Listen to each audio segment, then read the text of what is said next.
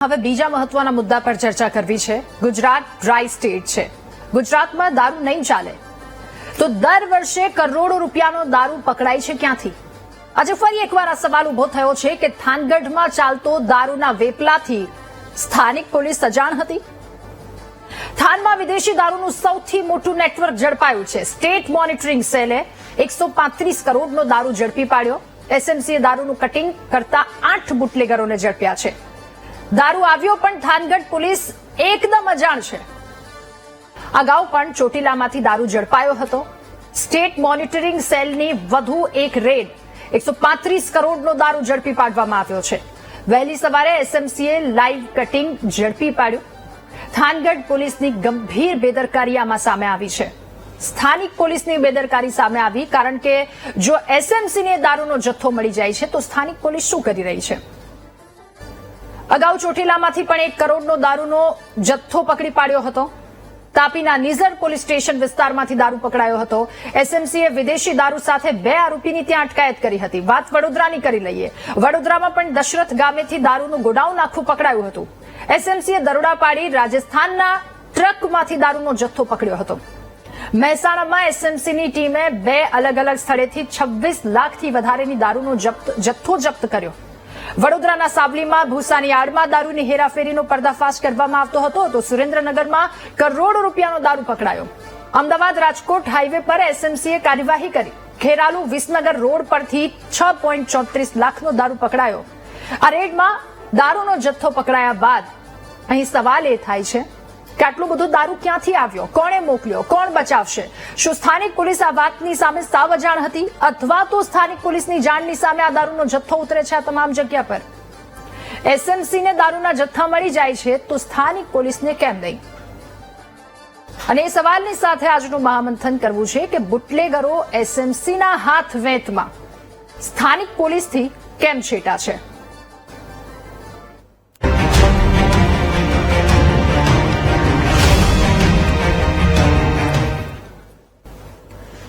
ત્યારે ગુજરાતમાં દારૂબંધી છે તેમ છતાં ગુજરાતમાં દારૂ આવે છે ક્યાંથી?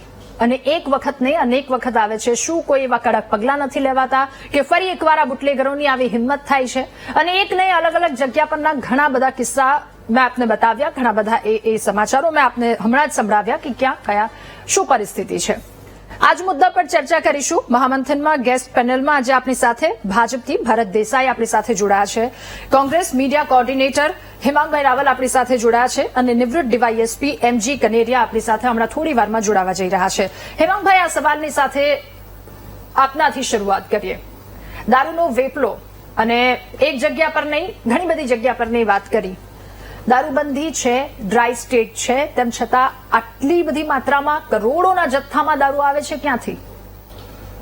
સૌપ્રથમ તો આ મુદ્દો બહુ અગત્યનો છે। આપણે વારંવાર ચર્ચા કરીએ છીએ પરંતુ આનો કોઈ નિષ્કર્ષ નીકળતો નથી અને નિષ્કર્ષ એટલા માટે નથી નીકળતો કારણ કે આ સમગ્ર દારૂના વેપારની અંદર કરોડો રૂપિયાનો ભ્રષ્ટાચારનો ખેલ છે અને આ ભ્રષ્ટાચારના રૂપિયા છે એ ગાંધીનગર સુધી વ્યવસ્થિત પૂર્વકના ષડયંત્ર અને આયોજનથી બહુ જ પ્લાનિંગથી પહોંચે છે અને દરેક રાજ્ય જે દારૂ આવતો હોય એ સ્વાભાવિક છે કે ગુજરાતની આજુબાજુના જે રાજ્યો છે કે જે ડ્રાય સ્ટેટ નથી એમાંથી જ ખટારા ભરીને દારૂ આવે છે। તો દરેક હું બહુ જ જવાબદારીપૂર્વક કરી રહ્યો છું કે દરેક જિલ્લાની અંદર આનું વલણ અને ભરણ ચૂકવાય છે અને સુરેન્દ્રનગર તો દારૂનું એપી સેન્ટર બની ગયું છે અને આ દારૂ માટે થઈને દારૂની ટ્રકો આવતી હોય એ ટ્રકોને આગળ જે પ્રમાણે જે લોકો ગાડીઓ લઈને આગળ જાય છે એનો ઇતિહાસ તો બહુ જૂનો છે। સુરતથી આપણે કાઢવો નથી પરંતુ એ જે ઇતિહાસ છે બહુ જૂનો છે પરંતુ એ ગાડીઓના પાયલોટિંગનો ઇતિહાસને બાજુમાં રાખીએ આ સુરેન્દ્રનગરની અંદર સ્ટેટ મોનિટરિંગ સેલે 6-8 મહિના પહેલા એમને બાતમી મળી હતી અને ત્યારે ત્યાંના એક પીએસઆઈ હતા એમનું ગાડી આ જ ટ્રક વાળાઓએ જે દારૂના વેપલા વાળા છે એમને અથડાઈને એમનું મૃત્યુ પણ એમને એક્સિડન્ટની અંદર મારી નાખવામાં આવ્યા હતા। એ વખતથી લઈને જો પોલીસ જાગૃત રહી હોત તો આજે 135 કરોડનો દારૂ જે છે એ ત્યાંની લોકલ પોલીસે નથી પકડ્યો। આવા તો વારંવાર કિસ્સાઓ આવે છે। એક વખત પોલીસને ખબર પણ પડી વડોદરાની અંદર એક પોલીસ સ્ટેશનની અંદર ખબર પડી કે ભાઈ અહીંયા આજુબાજુમાં દારૂ છે બુટલેગરના ત્યાં પોલીસ વાળા ગયા અને ત્યાં જઈને દારૂને સગે વગે કરી દીધો. મોટા અધિકારીઓને ખબર પડી ત્યારે કદાચ ભારતના ઇતિહાસમાં પહેલીવાર એવું થયું હશે કે આખા પોલીસ સ્ટેશનના કર્મચારીઓની બદલી કરી દેવામાં આવી. આ પકડાયેલા દારૂ હતા એમાંથી પોલીસનો ડ્રાઈવર પોતે દારૂ લઈને જતો હોય એવા પણ આપણે કિસ્સાઓ જોયેલા છે. હમણાં જ દારૂની ડ્રાઈવ કરવામાં આવી હતી. સારી વાત હતી. દારૂની ડ્રાઈવ કરી 15-17 હજાર લોકોને ચેક કરવામાં આવ્યા. અમદાવાદની અંદર 8-10 હજાર લોકોને પકડવામાં આવ્યા. પણ તમે એમને પકડ્યા પણ એ દારૂ ક્યાંથી લાવ્યા એનું તમે પૂછ્યું? સામાન્ય લોકોને પકડ્યા, એમને હેરાન કર્યા, દારૂ ક્યાંથી લાવ્યા, એ દારૂ કોણ લાવે છે એનું જે આખું નેટવર્ક છે એને પકડવું જોઈએ. રાધા, હું તમને વાત કહું કે કોરોનાની અંદર ડ્રોન વિમાન પોલીસ કે અમે ડ્રોન બનાયા છે અને ડ્રોન થી માણસ બહાર નીકળે એટલે એના ફોટા પડી જાય ને એના ઉપર પછી કેસ કરવામાં આવતો હતો. તો આ ડ્રોન ને અહીંયા લાવો. અમે વારંવાર કહીએ છીએ કે સમગ્ર ગુજરાતની અંદર કોઈ પણ પોલીસ સ્ટેશનનો હદ વિસ્તાર હોય ત્યાં દારૂ આસાનીથી તમે જઈને દેશી લેવો હોય તો દેશી મળે છે, વિદેશીની ડિલિવરી ઘેર મળે છે, 3 કિલોમીટરની ત્રિજ્યામાં કોઈ પણ જગ્યાએ દારૂ મળે છે. પોલીસ મેન્યુઅલની અંદર જે આ દારૂ 135 કરોડનો થાનની અંદર પકડાયો, પોલીસ મેન્યુઅલની અંદર સ્પષ્ટ લખેલું છે, if any offence under prohibition act occurs repeatedly in the same beat, the beat staff and PI of the concerned police station shall held accountable and liable for explanation and action. આમાં પોલીસની સંપૂર્ણ જવાબદારી આવે છે અને આ જે વેપલો છે એ ભ્રષ્ટાચારનો વેપલો છે, પણ ભ્રષ્ટાચારની સાથે જે સમાજની અંદર દૂષણ ફેલાય છે, યુવાનો જે છે એ દારૂની લતે ચડી ગયા છે. આજે સવારના પોરમાં તમે દુઃખદ બાબત છે, અમદાવાદ જેવા મેટ્રો શહેરમાં સોસાયટીની બહાર દારૂની બોટલો કચરામાં પડેલી હોય, કોઈ પણ મોટા બિલ્ડિંગની અંદર કચરો હોય તો ત્યાં દારૂની બોટલો બહાર પડેલી હોય છે. લાયસન્સ વિના જો આટલું દારૂ વેચાતો હોય તો આની અંદર એકમાત્ર ભ્રષ્ટાચાર છે અને સરકાર એ ભ્રષ્ટાચારને કાબુ લેવાની અંદર નિષ્ફળ ગઈ છે. ઓકે હેમાંગભાઈ. ભરતભાઈ, હવે આપની પાસે આ જ સવાલની સાથે આ જ સવાલનો જવાબ મેળવવો છે કે સ્થાનિક પોલીસ તંત્રને કેમ નથી દેખાતું? શું સ્થાનિક પોલીસ તંત્ર ઊંઘી રહ્યું છે? એસએમસી રેડ પાડે છે તો લાખોનો કરોડોનો દારૂનો જથ્થો પકડાય છે. સૌ પ્રથમ તો એસએમસી ની વાત કરું તો બોમ્બે અનડિવાઇડેડ એક્ટ પ્રમાણે 1949 અને પછી ગુજરાત બન્યું 1960 ત્યારથી ગુજરાતમાં અને આઝાદી પછી જ આજે એસએમસી ની જે રચના કરવામાં આવી છે સ્પેશિયલી ડીજી અને આઈજી ના કનેક્શનમાં રહીને એમને એન્ફોર્સમેન્ટ જે પણ આવું રિસર્ચ અને આવી જે પણ કોઈ ઘટનાઓ બનતી હોય એના માટે જ જે ટાસ્ક ફોર્સ છે રચના એની કરવામાં આવી છે. આ ગુજરાત પોલીસનું જે યુનિટ છે એટલે આપણે ગુજરાત પોલીસને અને એસએમસીને મને લાગે છે અલગ ના તારવી જોઈએ. આ ગુજરાત પોલીસનું જે એક યુનિટ છે અને એનું કામ બખૂબી કરી રહ્યું છે. પૂરા ગુજરાતમાંથી જ્યાં પણ આ દારૂ તમે હમણાં આખું લિસ્ટ બતાવ્યું કે અહીંયા આટલી જગ્યાએ દારૂ એટલે એક્ટિવલી આ જે એન્ફોર્સમેન્ટ જે છે કામ કરી રહ્યું છે. સીધું ડીજીના સંલગ્ન અમારા યશસ્વી ગૃહમંત્રી હમણાં હર્ષ સંઘવીએ 2 દિવસ પહેલા પણ એક પ્રોગ્રામની અંદર કહ્યું છે કે પોલીસને હું તમામ સત્તા આપું છું કે દારૂની જે દૂષણ છે લાંબવા માટે પોલીસને જે પણ કંઈ કરવું પડે હું તમામ સત્તા પોલીસ અધિકારીઓને અહીંયાથી આપું છું અને ખુલ્લા મંચ ઉપરથી એમને કહ્યું છે કે આ દૂષણ ગુજરાતમાંથી હટાવવાનું છે. હું તમને રાધા બીજી વાત કરું તો આ એક જેને કહેવાય fastest way of gating easy money એટલે જે બુટલેગર છે પણ કદાચ ક્યાંય તમે મેં હમણાં લિસ્ટ વાંચતો હતો તો કદાચ ગુજરાતના કોઈ નાગરિકોમાં બુટલેગર નથી. આજુબાજુના સ્ટેટમાંથી જેમ હેમાંગભાઈએ કહ્યું કે આજુબાજુના સ્ટેટ એ ડ્રાય સ્ટેટ નથી, ત્યાં બહુ ઇઝીલી અવેલેબલ છે આ વસ્તુ. એટલે ત્યાંથી કદાચ આવીને ઇઝી મની માટે જે પણ કોઈ રીતે અહીંયા ઘુસાડતા હોય પણ સ્ટેટ મોનિટરિંગ સેલ હોય, ગુજરાત પોલીસ હોય, એની એક્ટિવિટી 100% 24 કલાક 365 દિવસ એક્ટિવ હોય છે અને આપણે જોઈએ છીએ જથ્થા પકડાયા જ છે.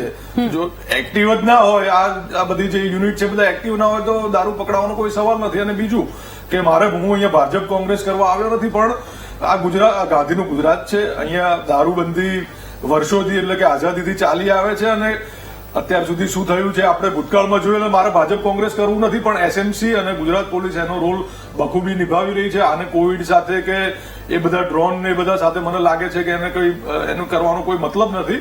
એસએમસી એનું કામ કરી રહ્યું છે, સારી રીતે કરી રહ્યું છે અને આપણે એને બિરદાવવું જોઈએ કે ગુજરાતની નાગરિકોની સુરક્ષા સેફટી માટેની જે પણ કોઈ આ સંસ્થાઓ કામ કરી રહી છે ખડે પગે 24 કલાક હોય છે ને આપણે એમનું મનોબળ મજબૂત કરવું જોઈએ ને આ સંસ્થાઓ કામ બખૂબી કરી રહી છે. હા, ગુજરાત પોલીસ આજે એસએમસી છે એમણે લોકલ પોલીસને અમુક કાર્યોની રાધા એવી જટિલતા હોય છે કે એમાં તમે તમારે તરત એક્શન લેવા પડતા હોય છે. તમે રાહ જોઈને બેસો કે ડિસ્ટ્રિક્ટની પોલીસ આવશે ને પછી અમે રેડ, એક ઘણી વખતે શક્ય નથી બનતું હતું. એટલે કદાચ સાથે રાખ્યા વગર એસએમસી રેડ કરે, પણ એસએમસી પણ એક ગુજરાત પોલીસનું યુનિટ છે. એટલે હું એમની આખી જે આ ઓપરેશન કર્યું અને કદાચ 135 કરોડ નથી 1.35 કરોડનો છે, 1.35 પરંતુ હું બિરદાવું છું એસએમસી ના આજે એમને આજે ઓપરેશન કર્યું છે. અને ભવિષ્યમાં પણ આ જે દારૂની જે દૂષણ છે એને ગુજરાતની અંદર આવતું એસએમસી અને ગુજરાત પોલીસ અટકાવે એવું હું ગુજરાત પોલીસને વિનંતી કરું છું. બિલકુલ ભરતભાઈ, આપે બહુ જ એક સારી વાત કરી છે. એસએમસીની જે કાર્યવાહી છે એને અમે બિરદાવી રહ્યા છીએ.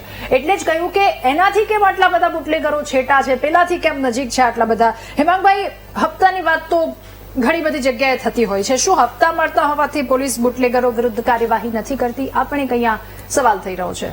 જો સૌપ્રથમ તો જેમ ભરતભાઈએ કીધું, સ્ટેટ મોનિટરિંગ સેલની અમને જે ચર્ચા કરી એ ચર્ચા બિલકુલ સાચી છે. એક માત્ર એ આના ઉપર કામ નથી આપતા, આ સિવાય બીજા બધા ઇન્ટેલિજન્સ અને ઇનપુટ્સ છે એના ઉપર પણ કામ આપે છે અને વર્ષોથી સ્ટેટ મોનિટરિંગ સેલ કામ કરે છે. પણ એનો મતલબ એ નથી કે લોકલ પોલીસે કાર્ય નથી કરવાનું.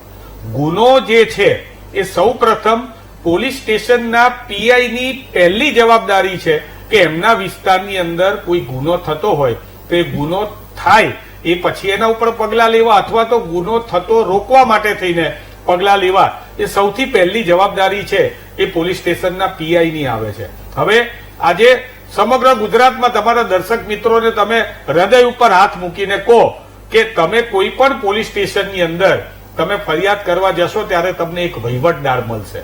આ વહીવટદાર શું છે? વહીવટદાર જે છે એ સમગ્ર પોલીસ સ્ટેશનના આજુબાજુના કાળા કામોનો વહીવટ કરતો હોય છે. હું અમદાવાદમાં એવા કેટલા પોલીસ સ્ટેશન બતાવું કે જેની નજીકમાં 500 મીટરની અંદર ત્યાં દારૂનો વેપલો થતો હોય છે. આજે તમે મારી જોડે આવો, તમારી ટીમને લઈને આવો, હું આજે તમને દેશી દારૂ વેચતો હું પૂર્વના વિસ્તારની અંદર આવી જગ્યાઓ બતાવવા તમને માટે હું તૈયાર છું. હું ચેલેન્જ આપું છું. હું આ ચેલેન્જ મેં તમે ભરતભાઈએ કીધું એમ હું રાજકીય વિશે વાત નથી કરવા માંગતો. મારું એટલું જ કહેવું છે કે રાજકીય વાત કરવા કરતા આપણે ભેગા મળીને આનું સોલ્યુશન લાવીએ. અત્યારે માત્ર એસએમસી ને તમે અભિનંદન આપો અને તમે લોકલ પોલીસને બચાવો કે ના તો અમારો જ પાર્ટ છે, એના કરવા કરતા પગલા લેવા પડશે. ગીતાની અંદર લખેલું છે કે પરિસ્થિતિનો સ્વીકાર કરશો તો જ પરિસ્થિતિનો સામનો કરશો. 1.35 કરોડનો દારૂ એટલે 1,35,00,000નો દારૂ આ સુરેન્દ્રનગર થાનની અંદર પકડાય છે. પણ એ પકડાય તો એ આવ્યો ક્યાંથી? તો એ આવ્યો એ જેટલી જગ્યાએ આવ્યો, જ્યાંથી આવ્યો, સુરેન્દ્રનગર એમને તો આવ્યો નહીં હોય, કાં તો ડીસાના રસ્તે આવ્યો હશે, બનાસકાંઠાથી રાજસ્થાનમાંથી અંદર આવ્યો હશે. એક જમાનામાં રાજસ્થાનમાં અમારા મુખ્યમંત્રી હતા, અમદાવાદની અંદર આવીને આરટીઓ આગળ જાહેર સભાની અંદર એમણે કહ્યું હતું કે હું ગુજરાત સરકારને સપોર્ટ અને સમર્થન આપવા માંગુ છું કે અમારા સ્ટેટમાંથી જો દારૂ આવતો હોય તો એ દારૂ રોકવા માટે આપણે મીટિંગ કરીએ, પરંતુ કોઈએ ગુજરાત સરકારે એમને પ્રતિસાદ ના આપ્યો. આજે તો મહારાષ્ટ્ર હોય, રાજસ્થાન હોય કે મધ્યપ્રદેશ હોય, 3 બોર્ડર ઉપર, ભરતભાઈ કે છે બોર્ડર ઉપરથી આવે છે, બોર્ડરથી બહારના બુટલેગરો છે, તો ત્યાં પણ 3 જગ્યાએ સરકાર ભારતીય જનતા પાર્ટીની છે. તો તમે એવા પ્રકારની વ્યવસ્થા કરો કે જેથી કરીને આપણી જે આવનારી પેઢી છે એ આ દારૂની બદીમાંથી મુક્ત થાય. વિરોધ પક્ષ તરીકે અમે તમારા સમર્થનમાં છીએ, પરંતુ જો ગાંધીનગર સુધી હપ્તા પહોંચતા હોય અને હપ્તાનો લાભ લેવાનું જો કોઈ બાકી ના રાખતા હોય તો મને લાગે છે કે આ જે કાર્યક્રમ છે એ આવીને આવી રીતે થોડું ઘણું પકડાતું રહેવાનું, પાછું બધું વેચતું ચાલુ રહી જવાનું. ફરી પાછું આજે ક્યાં દારૂ નથી મળતો, દારૂ મળે છે ઉલટાનો 31મી ડિસેમ્બર આવે કે ઉત્તરાયણ આવે ત્યારે મોંઘો થઈ જાય છે. આમાં પણ શેર બજારની જેમ, સટ્ટાની જેમ, સોનાની જેમ ડિમાન્ડ આવે એમ સપ્લાય જે છે એ વધારે મોંઘો થાય છે. અને આ બુટલેગરો જાહેરમાં દારૂ વેચી રહ્યા છે, ઓનલાઈન ઉપર વેચી રહ્યા છે, ફોનથી વેચી રહ્યા છે, પોલીસ સ્ટેશનની આજુબાજુ વેચાઈ રહ્યું છે. ત્યારે મને લાગે છે કે આને ડામવા માટે થઈને દૂષણને કડકમાં કડક પગલા લેવા જરૂરી છે. એ પગલા લેવાયા નથી. ભરતભાઈ, અહીંયા જે સ્થાનિક પોલીસ છે એની સક્રિયતા કે પછી સહભાગી આને લઈને એક સવાલ ઉઠી રહ્યો છે. સ્થાનિક પોલીસની જાણબાર શું શક્ય છે ત્યાં દારૂ વેચાવવું? બહુ ખુશી થાય છે જયારે દારૂનો આમ